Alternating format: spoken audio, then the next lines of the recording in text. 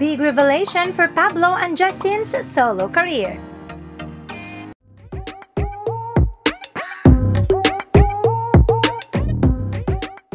The first time na inilapag ang Incognito trailer, agad na na-excite ang 18 nang marinig ang boses ng kumanta sa Liwanag at Dilim. It is clearly the voice of Pinono Pablo. At eto nga, 1 month after ay kumpirmado ng si Pablo nga ito.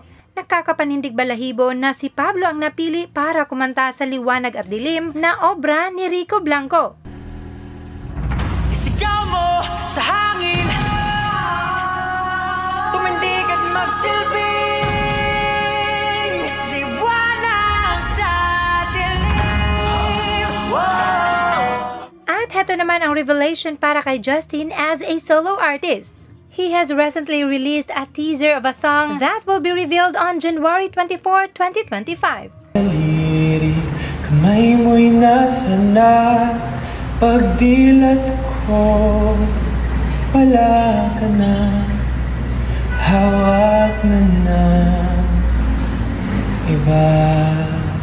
At eto pa, it looks like this is a collaboration with another big artist, Diwata. Sampung mga daliri